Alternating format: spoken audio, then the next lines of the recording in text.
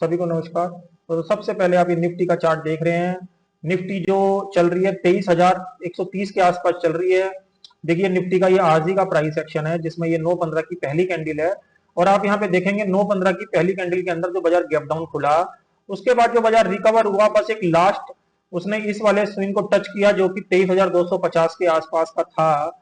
इस वाले स्विंग के बाद बाजार टच करके वापस जिस तरीके से नीचे आ रहा है, तो कल भी एक गैप डाउन की संभावना यहां से बन सकती है जिस तरीके से निफ्टी का अभी का प्राइस एक्शन है। निफ्टी के अंदर जो रिजेक्शन आएगा, प्राइस का जो रिजेक्शन आएगा, आप ये मान के चलें कि जो प्राइस को रिजेक्ट करेगा वो 23,300 के ऊपर ही इस प्राइस को रिजेक्ट करेगा। यानी 23,300 के ऊपर यदि प्राइस सक्सेसफुली होल्ड करेगा गैप अप होके, तो ही ये प्राइस जो मंदी के अंदर कन्वर्ट हुआ है गैप डाउन होके, ये यहाँ पे मंदी का ट्रेंड कन्वर्ट हो जाएगा और ये वापस ऊपर के ट्रेंड में 23,800 तक जाएगा। बट जिस तरीके से प्राइस एक्शन है वो इस चीज को बोल रहा है। देखिए यहाँ पे 1 घंटे का प्राइस एक्शन है और 1 घंटे के प्राइस एक्शन के अंदर ये सजेस्ट कर रहा है कि कल भी निफ्टी के अंदर सभी इंडेक्स के अंदर एक गैप डाउन देखने को मिल सकता है, क्योंकि कल निफ्टी की एक्सपायरी भी है। क्योंकि कहीं भी जो प्राइस के अंदर स्ट्रेंथ नहीं था, 9/15 की जो पहली कैंडल तेजी की बनी उसके अंदर कहीं भी प्राइस के अंदर स्ट्रेंथ नहीं था और स्ट्रेंथ ना होने की वजह से प्राइस के अंदर ऊपर जैसे ही प्राइस किया उसके अंदर रिजेक्शन आ गया। क्योंकि जब प्राइस में स्ट्रेंथ नहीं होती है तो प्राइस एक पर्टिकुलर रेजिस्टेंस पे जाके वहां से प्राइस को रिजेक्ट कर देता है, जिसकी वजह से प्राइस बहुत तेजी से नीचे आ जाता है। तो उसी चीज के आधार पे मैं आपको बता रहा हूं, अब प्राइस को अगर तेज होना है तो 23,300 के ऊपर या तो गैप अप हो जाए या 23,300 के ऊपर सस्टेन हो जाए।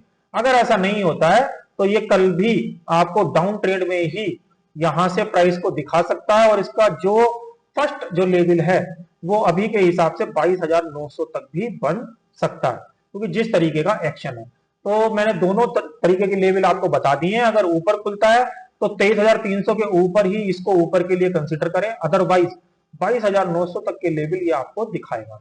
अगर हाँ, ये अगर बाजार किसी वजह से कल 22,900 के नीचे होल्ड करके खुल जाए तो भी इसके अंदर एक बहुत बड़ा डाउनफॉल देखने को मिल सकता है। क्योंकि देखिए ओवरऑल जो ट्रेंड है, अगर आप 1 घंटे का या उससे बड़े घंटे का टाइम फ्रेम देखेंगे तो बाजार आपको दिखेगा ऊपर से बाजार गिरता हुआ आ रहा है और जो रिकवरी आ रही है उसमें हर रिकवरी में प्राइस रिजेक्ट कर रहा है। इसका मतलब प्राइस के अंदर स्ट्रेंथ नहीं है, प्राइस जबरदस्ती बढ़ता है और फिर कहीं ना कहीं रिजेक्शन लेता हुआ नीचे आ जाता है। तो इस तरीके से निफ्टी का यहाँ पे प्राइस एक्शन बना हुआ है। ऐसे ही ये बैंक निफ्टी का चार्ट है और आप यहाँ पे देख रहे हैं बैंक निफ्टी के चार्ट के अंदर भी जिस तरीके से 9/15 की पहली कैंडल के अंदर प्राइस ऊपर गया, यानी प्राइस के अंदर स्ट्रेंथ आई, मगर कमजोरी के कारण जैसे ही उसको रेजिस्टेंस मिला प्राइस ने अपने जो प्राइस की स्ट्रेंथ थी उसको कमजोर कर दिया और प्राइस वहीं से रिजेक्ट हो गया। कल के लिए इसके लिए भी आपको लेवल बता रहा हूं, अगर बाजार 53,800, देखिए ज्यादा दूर नहीं है। बैंक निफ्टी का अगर आप चार्ट देखेंगे तो प्राइस से ज्यादा दूर नहीं है, 54,050 चल रही है बैंक निफ्टी। अगर 53,800 के नीचे कल रेट ओपन हो गया तो इसके अंदर आपको 1,000-1,500 रुपए का डाउनफॉल देखने को मिल सकता है। रिवर्सल वाले केस में 54,500 के लेवल का ध्यान रखें। रिवर्सल वाले केस में सेफ साइड 54,600 ले लीजिए, सेफ साइड 54,600 ले लीजिए। रिवर्सल वाले केस में अगर प्राइस इसके ऊपर खुलेगा तभी इसके अंदर स्ट्रेंथ आएगी, अदरवाइज कल बैंक निफ्टी के अंदर भी आपको कमजोरी देखने को मिल सकती है। क्योंकि देखिए निफ्टी का चार्ट अगर कमजोर है तो जाहिर सी बात है जो भी इंडेक्स होंगे सभी का चार्ट आपको कमजोर ही देखने को मिलेगा। ऐसे ही सेंसेक्स का चार्ट है।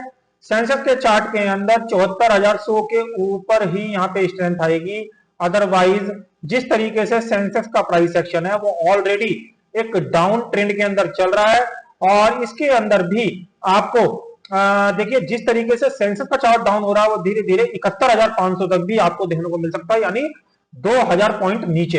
क्योंकि देखिए सबसे कमजोर चार्ट अगर मैं तीनों इंडेक्स के अंदर करूं बात, तो सबसे कमजोर चार्ट सेंसेक्स का है।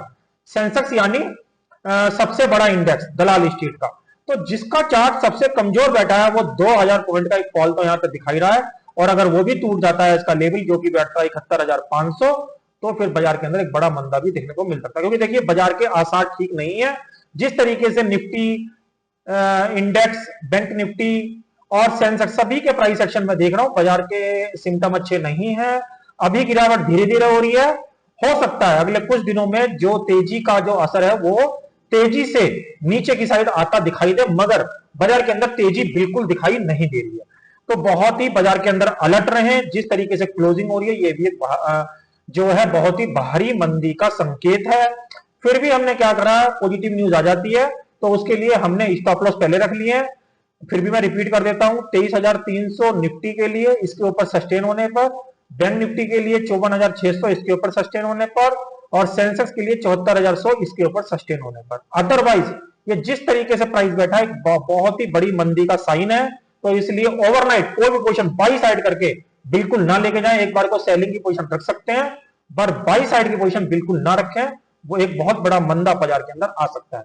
क्योंकि देखिए पहले हिस्टोरिकल ऐसा हो चुका है, जिस मंथ में इसने ऐसा किया है कि बाजार धीरे धीरे करके नीचे आया, वो आने वाले दिनों में बहुत तेजी से प्राइस को नीचे ले जाने लगता है।